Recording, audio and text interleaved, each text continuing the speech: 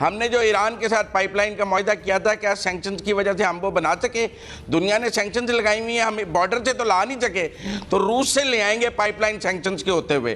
یہ اب ان کو ایک غصہ ہے، ان کو ٹیلی فون نہیں آیا بائیڈن کا، ویسٹ ان کو لفٹ نہیں کرا رہا ہے اور یہ آئسولیٹڈ تھے، یہ اس زچ ہو کے میرا خیال ہے ایک بلنڈر کرنے نکل گئے ہیں۔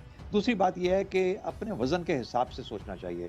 ایران اور روس نے تو سینکشنز سہ لیں، ہم آبویسلی نہیں سہ سکتے، ہمیں کیئرفل ہونا چاہیے تھا۔ پاکستان نے جو ہے ایسے وقت میں ان حالات میں دورہ کر کے جو ہے وہ جو نیا بلاک ہے اس کی طرف زیادہ انکلائن نظر آ رہا ہے، اس قسم کی آپٹکس جو جنریٹ ہوں گی۔ although you very well know کہ 60% of your exports are dependent on European Union۔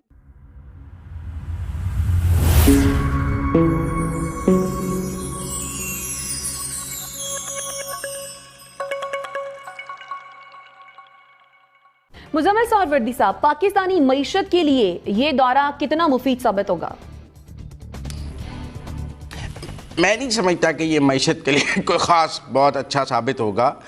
Imran Khan صاحب نے اس سے پہلے بھی ڈپلومیٹک فرنٹس پہ بہت بلنڈر کیے ہیں۔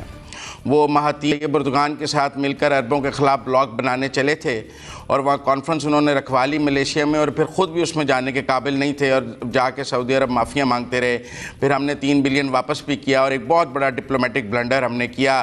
بعد میں عربوں کو منانے میں 2 سال لگ گئے اور پاکستان کا بہت نقصان ہوا اس میں۔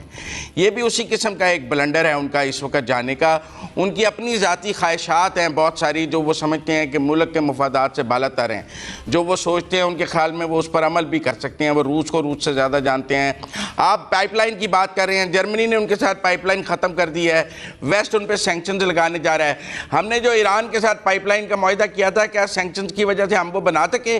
دنیا نے سینکشنز لگائی ہوئی ہیں، ہم بارڈر سے تو لا نہیں سکے، تو روس سے لے آئیں گے پائپ لائن سینکشنز کے ہوتے ہوئے۔ یہ کیسی وشفل تھنکنگ ہے؟ اگر ویسٹ کی سینکشنز ہوں گی تو پاکستان افورڈ ہی نہیں کر سکے گا وہاں سے پائپ لائن لانا، اور جب تک افغانستان میں امن نہیں ہوگا تب تک وہ پائپ لائن کو اڑ کے تو یہاں نہیں پہنچ جائے گی۔ اسی لیے افغانستان کو ٹربل سٹیٹ رکھا ہوا ہے تاکہ رشیا اور سینٹرل ایشین کی جو انرجی ہے وہ دنیا تک نہ پہنچ سکے، انہیں اس سے ڈپرائیو رکھا جا سکے، اور ہم وہ گیم چینجر بن جائیں گے کہ ہم افغانستان میں بھی ہم بارڈر پہ باڑ تو اپنی تحفظ نہیں کر سکتے افغانستان کے ساتھ، روز وہ آ کر ہمارے ملک میں حملہ کرتے ہیں، ہم وہ اس کے آگے تو طالبان کے آگے خاموش ہیں اور کچھ کر نہیں سکتے ہیں، تو ہم وہاں سے پائپ لائن پرامن طریقے سے لے آئیں گے۔ یہ کیسی باتیں ہیں؟ کیسا اکنامک کوریڈور ہے جو افغانستان میں امن کے بغیر، سینٹرل ایشیا میں امن کے بغیر؟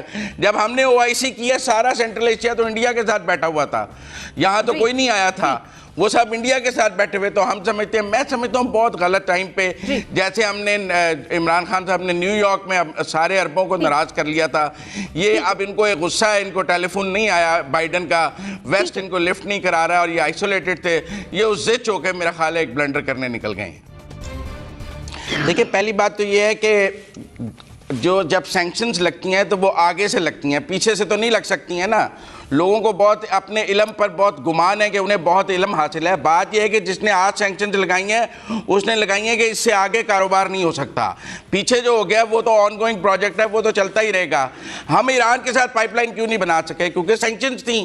اگر جرمنی بھی آن گوئنگ آگے سینکشنز لگائے گا، ویسٹ سینکشنز لگائے گا، ان کے بینکس پہ سینکشنز لگائے گا، ان کے مالیاتی اداروں پہ سینکشنز لگائے گا، اور ہم جو ہے اتنے ویسٹ سے ساری ان سینکشنز کو ڈیفائی کرتے ہوئے گیس پائپ لائن بنا لیں گے، مجھے تو یہ بات سمجھ نہیں آتی ہے۔ اگر کسی کے علم اور گمان میں ہے تو وہ ہم پھر ایران کی بنا لیتے آج تک، وہ بھی تو سینکشنز کی وجہ سے نہیں، وہ ہم ہمارے بارڈر تک تو لے آئے ہیں، آگے ہم نے کنیکٹ ہی تو کرنا تھا، ہم وہ کنیکٹ بھی نہیں کر سکے آج تک۔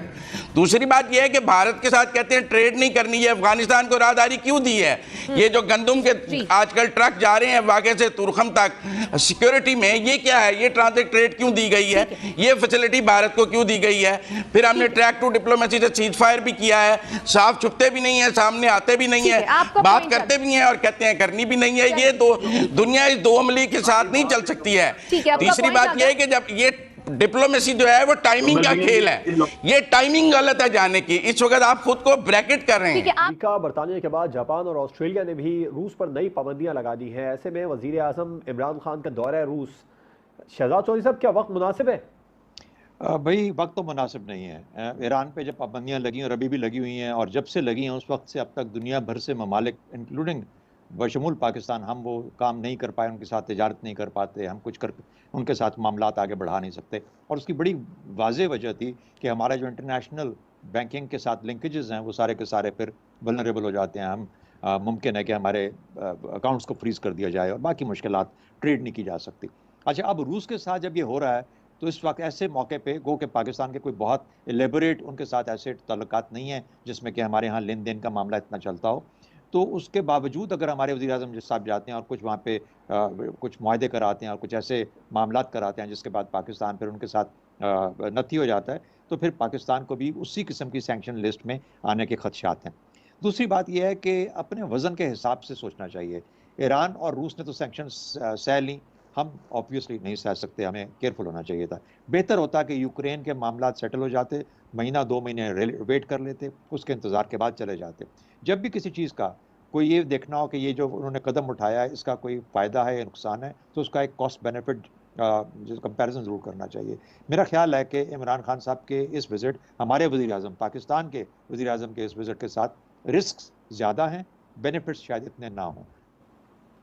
जी, मैं बिल्कुल एग्री करती हूँ दीगर पैनलिस्ट से कि वक्त मुनासिब नहीं है। अगरचे कि आपने बड़े की गोल्स जो हैं वो सेट किए हैं, आपका जो मकसद है इस दौरे का जो हाईलाइट भी किया जा रहा है वो ये है कि जी इकोनॉमिक कोऑपरेशन, आपका डिफेंस कोऑपरेशन को प्रमोट करने के लिए, एनहांस करने के लिए, एनएसजी में आपको मेंबरशिप चाहिए, आपको उसके लिए रशिया की सपोर्ट जो है वो आप उस पर नजर रखे हुए हैं, आपको एफएटीएफ में भी रशियन सपोर्ट के लिए। लेकिन इसके साथ साथ ही हालात जो इस किस्म के, और जिस तरह रजा भी उसकी निशानदेही कर रहे थे कि भाई जहां पर अमेरिकी सदर जो है वो भी कह दें कि रशिया ने जो है इंटरनेशनल लॉ वायलेट कर दिया है, अब ऑप्टिक्स किस तरह की, दुनिया इसको किस तरह से इस दौरे को देखेगी, ऑप्टिक्स जो क्रिएट होंगी वो मैं जरूर जवाब बताती चलूं कि आप पाकिस्तान ने जो है ऐसे वक्त में इन हालात में दौरा करके जो है वो जो नया ब्लॉक है उसकी तरफ ज्यादा इंक्लाइन नजर आ रहा है। इस किस्म की ऑप्टिक्स जो जनरेट होंगी, ये नया ब्लॉक की तरफ पाकिस्तान ज्यादा इंक्लाइंड है।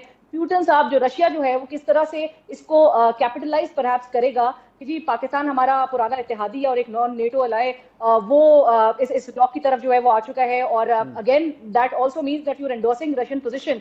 अमेरिका इसको किस तरह से देखेगा? 7 दहाइयों से जायद के अरसे से जो आप इत्तेहादी अमेरिका के चले आए हैं, आपने अमेरिका का वो ब्लॉक जो है वो छोड़ दिया है। Although you very well no कि 60% of your exports are dependent on European union, US. आपका जो रेमिटेंसेस हैं जहां से आती हैं, आपकी एक्सपोर्ट्स जहां जाती हैं, आपका जो साइबर जो सिक्योरिटी सिस्टम है जिस पर डिपेंडेंट है, आप जो सॉवरेन डेट्स जहां से रेस करते हैं, वो तमाम चीजें आपको पता है कि आपका entirely dependent on the US. आपका जो प्राइमरी जो मिलिट्री हार्डवेयर है, जो ऑटोमेशंस हैं, वो वेस्टर्न ओरिजिन के हैं। तो ये तमाम चीजें जानते हुए भी आपको ऐसे मौके पे दौरा स्केड्यूल करना, परहैप्स होमवर्क ज्यादा करना चाहिए था इस हुकूमत को, और मैं समझती हूँ कि वेल थॉट आउट या वेल कैलकुलेटेड नहीं नजर आता इन हालात में। बहुत मुनासिब नहीं आपकी समझती है। सज्जाद मीर साहब। नहीं, मैं ये कहूँगा थोड़ा सा रिजर्वेशन के साथ कि यकीनी तौर पर मुनासिब वक्त तो नहीं है लेकिन नागुज़ीर है। ठीक, क्या ख्याल है कि जिस दौरे के लिए हम बड़े अरसे से ख्वाहिश कर रहे थे, प्लान कर रहे थे, और जिसको मैं तो ये कहता हूँ कि चीन से हमारे ताल्लुकात की एक्सटेंशन है, हमारे रूस से जो ताल्लुकात हैं वो चीन के जरिए से बनाए जा रहे हैं। अब ठीक है, उसने हमें स्टील मिल दी थी और कुछ काम किया था, लेकिन प्रेजेंट सिनेरियो में हम चीन से ही रिक्वेस्ट करते हैं कि वो रूस के साथ हमारे मामला को ठीक करे। जैसे कल मैंने कहा था शंघाई कॉन्फ्रेंस में भी इसी वजह से आए थे। तो लंबी ख्वाहिश थी, हम प्यूटन का दौरा भी कैंसिल हो गया, 23 साल के बाद ये दौरा आया था, तो क्या हम ये कह देते कि हम नहीं आ रहे? भाई हमारी मजबूरी है, नागजीर है, हमें जाना पड़ रहा है।